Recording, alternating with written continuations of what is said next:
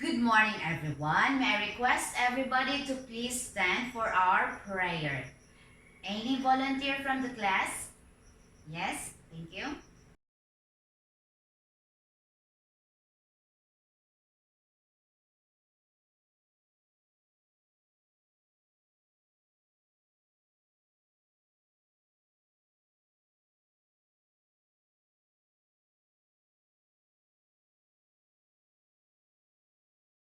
Good morning, class.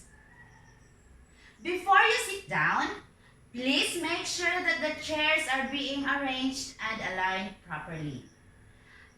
If you ever see a paper in front of you or under your chair, please pick it up and throw it on the garbage can.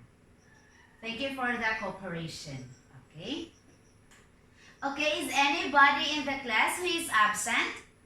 Class monitor? There is? Okay, thank you. Congratulations because this class has a perfect attendance. Now class, before we will proceed to our next discussion, let us just have first a review by answering this question. What makes a thing moves? Any volunteer from the class? Yes, Vanessa?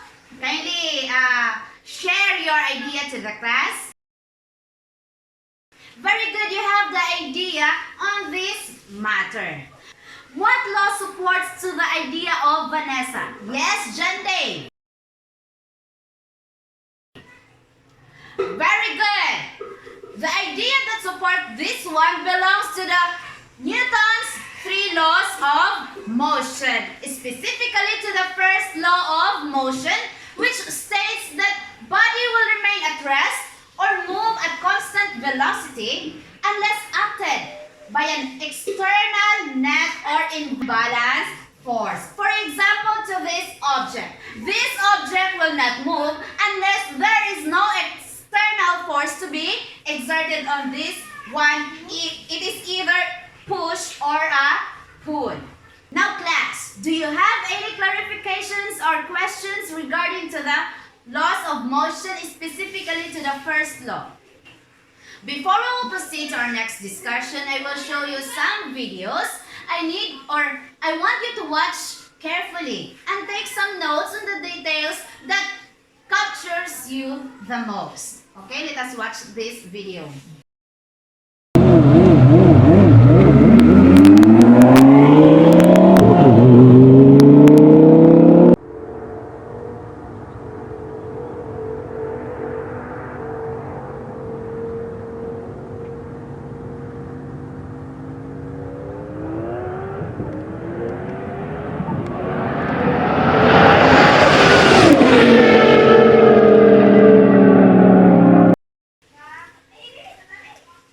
Okay, that is for the first video.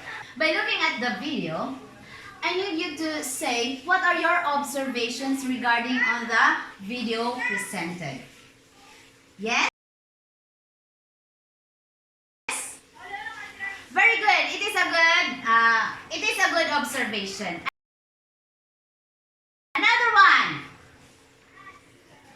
Yes, all your observations are correct. Now I will show you another video also. And take note to watch carefully for another observations, or I will ask you some questions regarding to the video. Okay, I will show you another video.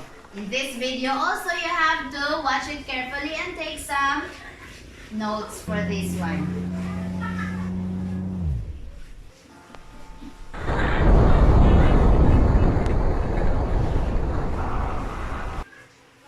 Okay. All right. Who wants to volunteer to say your observations? Yes? Okay, very good. That is a very good observation. Now, all your observations are correct. All your observations are correct. Very good. Thank you for sharing your observations to the two videos. All your observations are correct. That two cars of the same sizes in the first video with different speed have reached the finish line at different times. So, and to the second video, two different cars hit the walls, but the larger one, or their difference, is that the larger one enables to break the walls and hit the target compared to the first one. Now, my question is, why is it that the second car able to hit the target compared to the first car? Very good. Yes, that is the correct answer. Because the second car is larger compared to the first car. Now, I have here some jumbled letters. These jumbled letters, all you have to do is arrange these scrambled letters to form a word. If you ever form a word to the jumbled letters, all you have to do is raise your hands and say your answer. Are you ready, class? The jumbled letters are... Yes!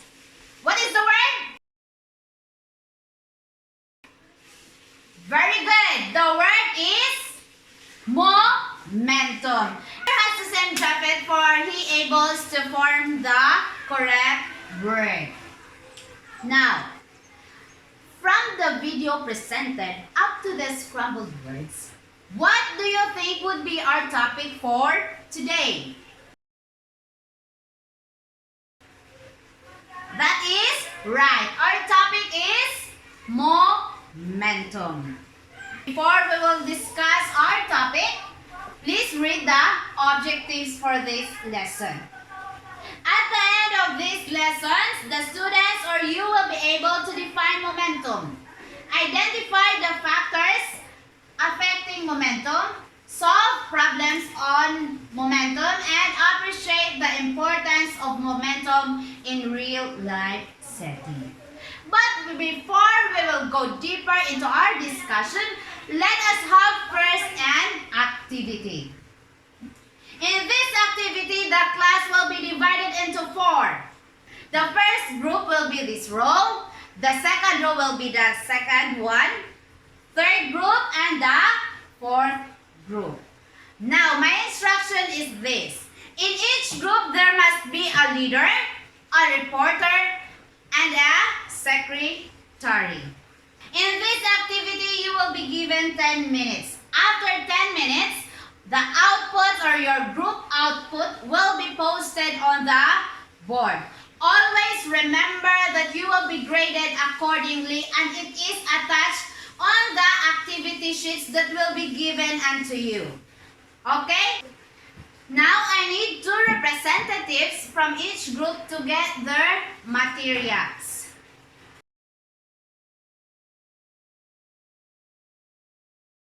Are you ready now, class, to begin your activity? Yes. Now, your timer starts.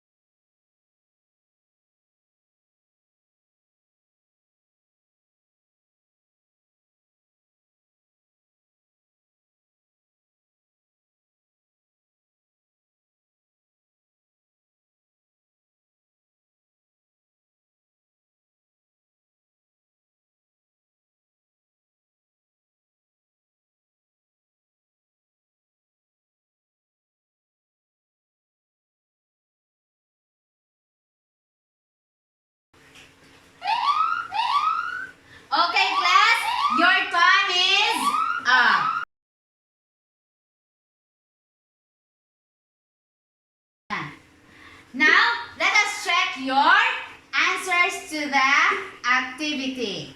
Well, first, answer the first question. How will you compare the stopping distances of the two cars or between the two cars?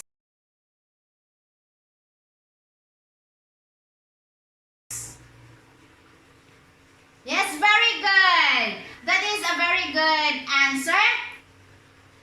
The stopping distance for the heavy toy truck, or that is the large truck, is longer compared to the stopping distance of the light or small car.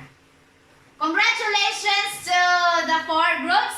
You have correct answer. The second question. What do you think happens to the velocity of the two toy cars as the point of release increases, or from 80 centimeter up to the 20 centimeter? Again, the 4 groups are correct. The velocity of the toy cars, which is placed in the 80 centimeter, has higher velocity compared when it is placed on the 20 centimeter. Let us proceed to the third question. If momentum or the meaning of momentum is a measure of how difficult it is to stop a moving object, which of the two vehicles had a greater momentum between the two toy cars? Which has the greater momentum?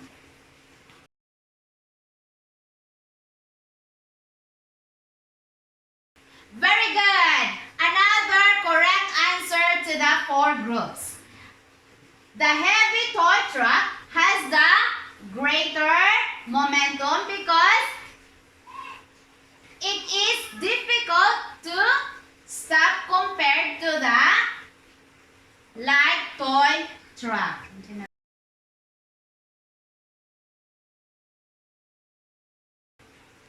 Now, from doing the activity in which momentum, it says it is a measure of how difficult it is to stop a moving object.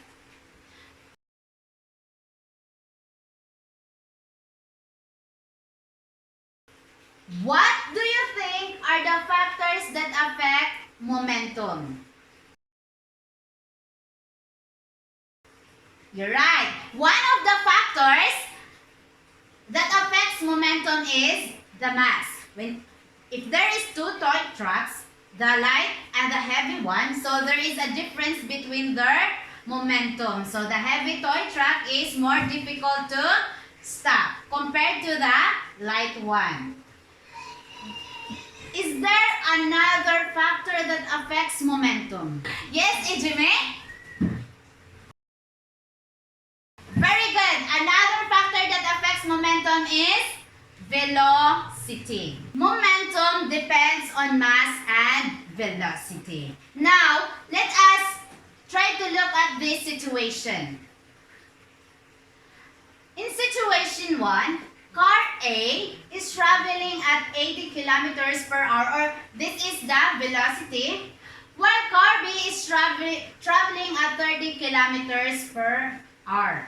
Which of the 2 cars would be more difficult to stop? Right, you are correct, Christian. That car A is more difficult to stop because it has a higher velocity compared to the car B. Okay, I have here another situation also to look at. Let us look at this one. In these 2 pictures, which do you think of the 2 cars has greater impact to the wall? Very good. Why do you say that the first picture has a greater impact on the wall? Another correct answer for Christian. Because this car is more larger, or it has a greater mass compared to this one, so it has a a greater impact to the wall.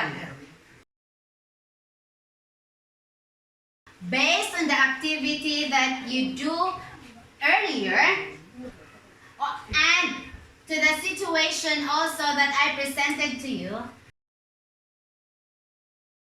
what do you think is momentum, or who in this class can define what is momentum?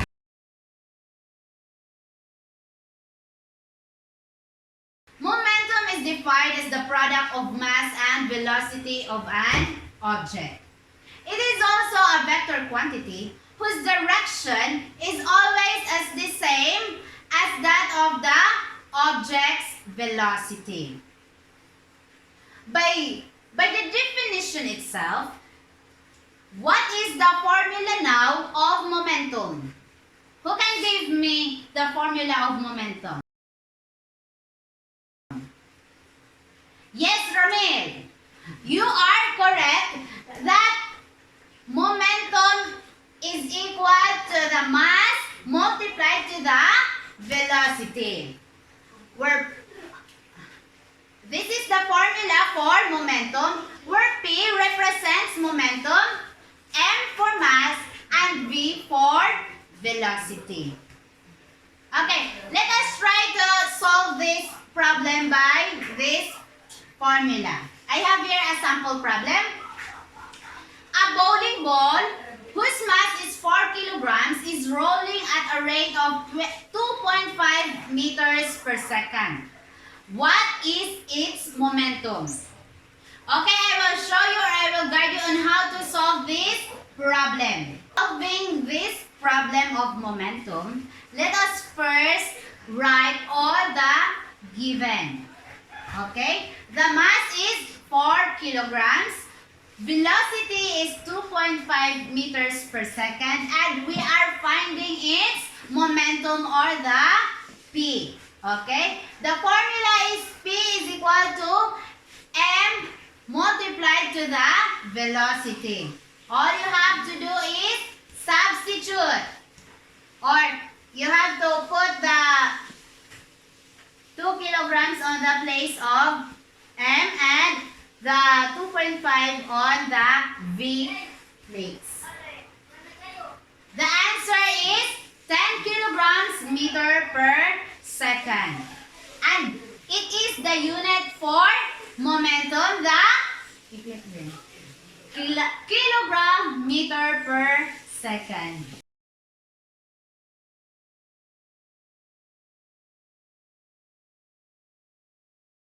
Turn to solve the problem. So I will give you this problem. All you have to do is solve this by the formula I gave you. Okay, who wants to volunteer to answer number 1?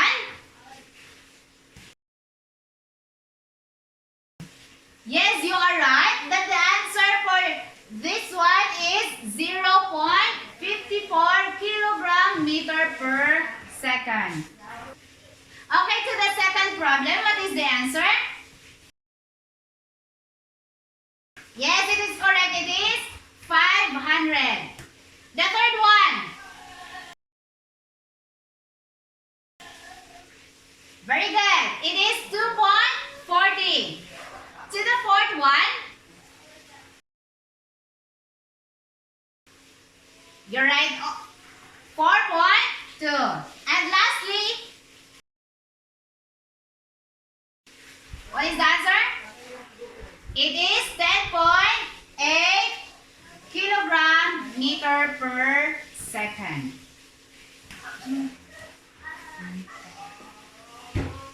Okay, dapat na isunod din. Okay.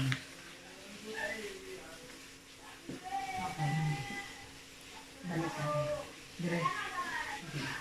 Now, did you understand? Oh, now. Okay, class, did you understand now the concept of momentum? To check if you really understood the concept of momentum, try to answer these questions. The first question is, which has more momentum? A huge truck that is moving, or a small car that is moving. Very good. The small toy cart that is moving, it has a more momentum. Why is it that the small toy cart that has a more momentum compared to the huge truck? Why do you say so, class? Yes, that is right. That it is because if there is no velocity, then there is no momentum. Since the huge truck is not moving, so there is no momentum. And even though it is a small toy cart, since it is moving, then it has a momentum. The second one is a moving car has a momentum. Okay? So it is moving. If it moves twice as fast, its momentum would be blank as much. What would be your answer? Again, you are right. Its momentum would be twice as much. Again, let us put this in the blank.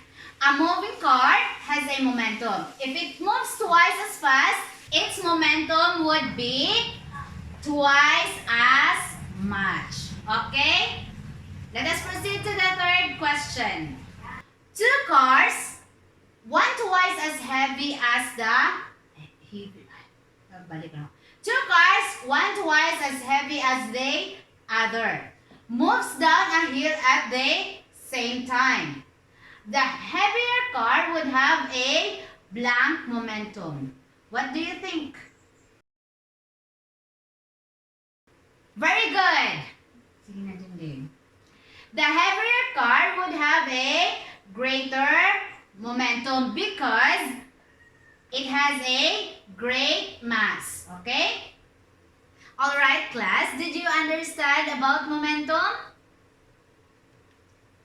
Now my question is, how can we apply momentum in our daily lives? Who can give me their application of momentum in your daily lives or in our daily lives? Yes? Very good. Very good. Yes, it is correct. Volleyball, basketball, billiards. This is one example of application of momentum. Because momentum is important in different sports like basketball, volleyball, and more. Because a team that has momentum is on the move and has more chances in winning the game. Momentum, they are difficult to stop. Once the team is unable to stop, then they have more chances of winning. Okay. Then, do you think it needs big players in a sports team for them to have a high chance of winning? For example, in a football game. Very good. Your reason or your answer is correct. Having a big player in a team has a great help in the group. Because big players have great momentum, they are difficult to stop. That is why they have higher chance of winning if they have a big player in the team. How about in transportation? Is momentum necessary, or do you have an example about the application of momentum in the aspect of transportation? Another correct answer. You are very good, class. Because with the help of momentum's concept,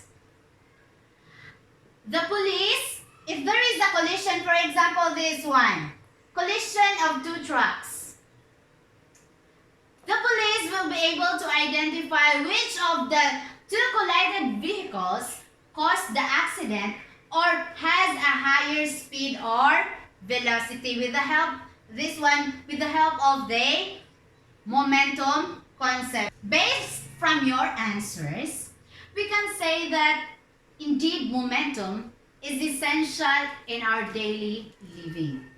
Like many aspects of physics, the word momentum is a part of our daily lives.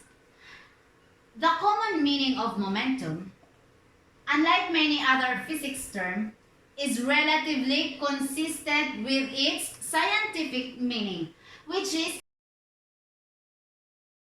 it is a measure of strength and how difficult it is to stop an object.